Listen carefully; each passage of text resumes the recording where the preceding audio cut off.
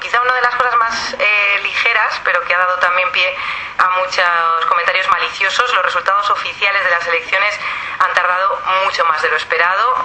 Hubo explicaciones oficiales sobre ataques de piratas informáticos, problemas logísticos, y ya algunos hablaban de esa sombra de manipulación. ¿Qué ha ocurrido en realidad? ¿Tú lo sabes? Pues la verdad es que nadie lo sabe. Hay que decir que no es un problema menor que la autoridad electoral no funcione, porque es lo que da credibilidad a un proceso. En este caso, contamos con una ventaja muy grande de Evo respecto a sus, llamámosle, inmediatos seguidores, porque de alguna manera hay que llamarlos, pero hay mucho porcentaje de por medio, ¿no? Pero realmente ha sido más que un lamparón, es decir, el Tribunal Supremo Electoral se ha visto desbordado, no ha sido capaz de transmitir actas. Encima hubo un problema que también a lo mejor queda un poco gracioso y grotesco, pero en el fondo también es grave, en el sentido de que en las papeletas ni siquiera aparecía lo de Estado Plurinacional de Bolivia, sino Estado Plurinominal de Bolivia, que es algo que hasta ahora nadie se explica, porque esas papeletas las ha visto mucha gente, ¿no? O sea, es decir, hay un problema serio, e incluso Evo Morales lo ha reconocido. Están preocupados porque además sobre el Tribunal Supremo Electoral ya había denuncias previas de partidismo por parte de la oposición. La suerte, insisto, la suerte para Evo Morales y para los que pensamos que Evo Morales ganó legítimamente, la diferencia es tan grande y tan insalvable que ni siquiera a la oposición se le ocurra impugnar, que sepamos. Evo ha ganado y a lo grande, además con la promesa de seguir en una senda cuya eficacia también reconocen hasta algunos de sus opositores más críticos. En Bolivia hay crecimiento económico, ha bajado el analfabetismo en el país, se ha reducido la brecha entre ricos y pobres, hay menos gente viviendo en pobreza extrema.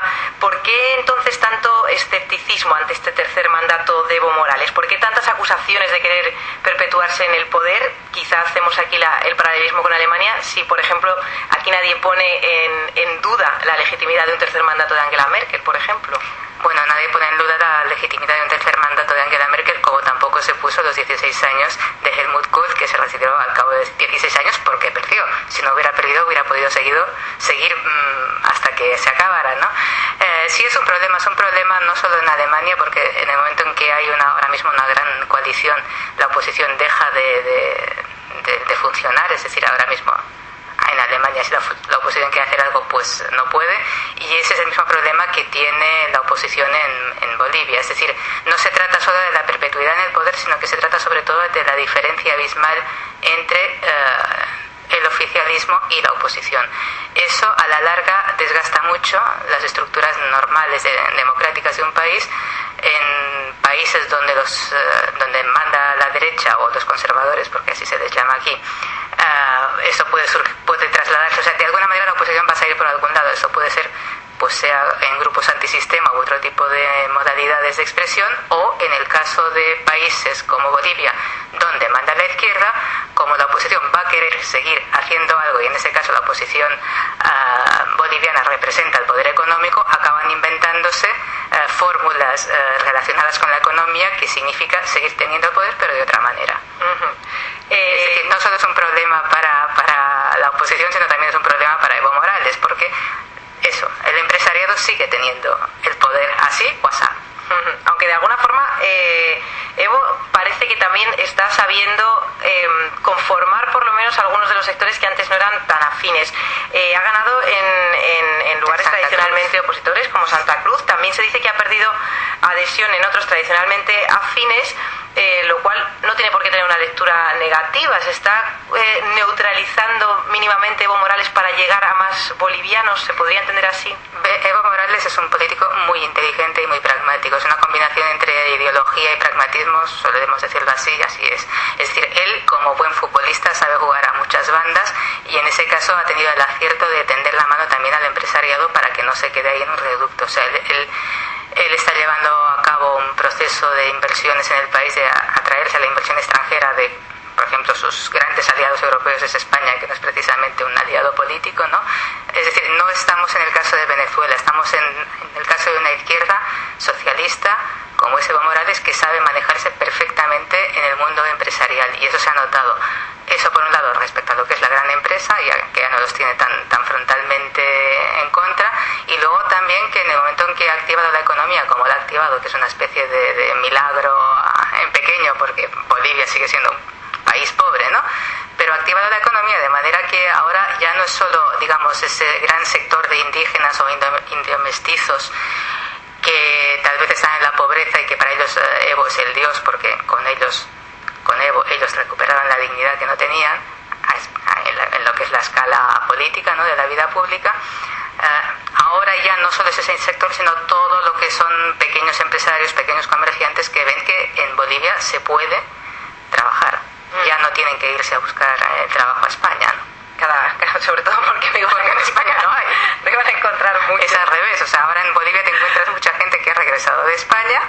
Es un tema también. Exacto, es un tema. Gente que regresó de España y que están trabajando allí, o sea, en España eran taxistas y allí vuelven a ser taxistas en su país, con sus hijos, con sus nietos, etcétera, etcétera. Están regresando porque allí se puede trabajar. O sea, realmente lo que vive Bolivia en estos últimos 10 años es un boom, es un milagro que nadie hubiera imaginado, ¿no? Lo notas, se nota cuando uno va andando por allí. Se nota por la calle, se nota en todos sitios. O sea, sigue habiendo mucha pobreza, cuidado. O sea, uno cuando se va al Alto, a la ciudad que está sobre La Paz, que es la mayor ciudad, digamos, de Bolivia ahora mismo, con 1,2 millones de ciudadanos, hay mucha pobreza, hay una pobreza de esas que a los europeos nos conmueve, ¿no? O nos irrita a veces también, pero realmente hay un boom que se nota. Sí, Evo no ha ganado solo la presidencia, su partido, el MAS, se ha impuesto también en las elecciones legislativas, tendrá la mayoría de 2/3 en la Asamblea, que le va a dar prácticamente ese poder absoluto. ¿Eso significa que va a poder gobernar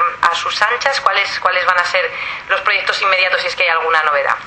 A ver, él ya gobernaba a sus anchas, o sea, eso no sería la novedad. Lo que pasa es que él ha insistido mucho durante toda su campaña que su próximo proyecto en este mandato, porque él insiste en que no va a pretender luego ser reelegido a perpetuidad, va a ser industrializar el país. ¿Para qué? Pues para que ese boom que tiene ahora gracias a sus materias primas no se quede en nada en el momento en que cambie el sistema de precios, etcétera, etcétera, ¿no? Es decir, él quiere que Bolivia, él siempre dice, antes venían aquí a los extranjeros, los inversores extranjeros, a llevarse nuestras materias primas, ahora vienen como socios. Ese es su proyecto. Él quiere que el país funcione por sí solo, que no sea solo un país abierto a que vayan allí a quitarle sus materias primas, ¿no? Ese es su gran proyecto, ese es su gran desafío, y de que realmente consiga esta industrialización dependerá también que, digamos, no entremos en una fase en que este aparente auge económico se quede en nada, o sea, uno de tantos auges económicos de pies de barro. Quizá para terminar, Gemma, tú que recorres el continente de elección en elección y a veces también... de taxi en taxi. Por placer, conoces bastante bien su realidad, la palpas. ¿Qué consecuencia crees que tiene esta victoria arrasadora en la región en plena crisis del chavismo de Maduro o del kirchnerismo de Cristina, cada vez más crítica? Bueno, Morales, cuando salió a festejar su victoria, brindó su éxito a Fidel y a Chávez, claro, que son sus amigos del alma o sus padres espirituales, y no se lo brindó ni a Raúl Castro ni a Nicolás Maduro. No solo porque no se lleva tan bien con Nicolás Maduro como se llevó con Hugo Chávez, sino también porque él no quiere que se le identifique con el marasmo económico que está viviendo Venezuela. Eso es evidente.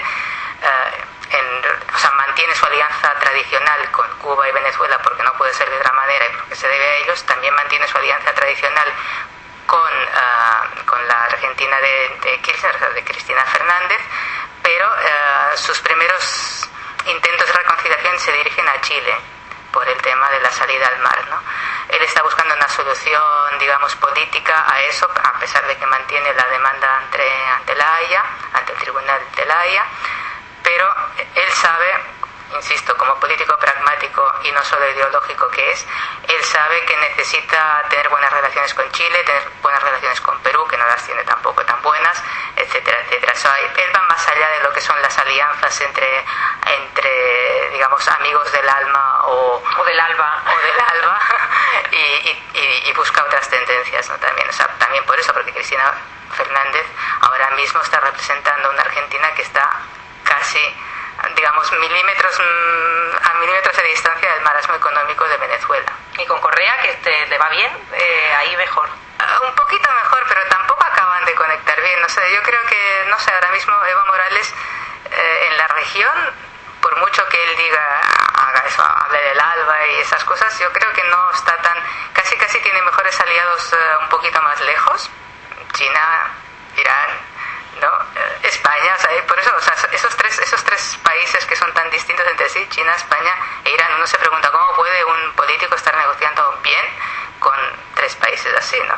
Pues sí, es un jugador a muchas bandas, es muy versátil. Un pragmatismo que de momento está funcionando bien. Pues muchas gracias. Está funcionando bien y no olvidamos en buena parte porque la oposición boliviana es tan re mala, por utilizar términos de allí, que él, o sea, la única posibilidad es que Evo tenga éxito, ¿no? Porque sus rivales ya habían perdido 3 veces uno y 2 veces el otro frente a él, o sea, dices, o sea, sí, es la historia también un poco del movimiento bolivariano, digamos, latinoamericano, que cuando no hay alternativa es difícil, o sea, hay que hacerlo muy mal. Creo que Maduro lo va a conseguir, pero es complicado, sí.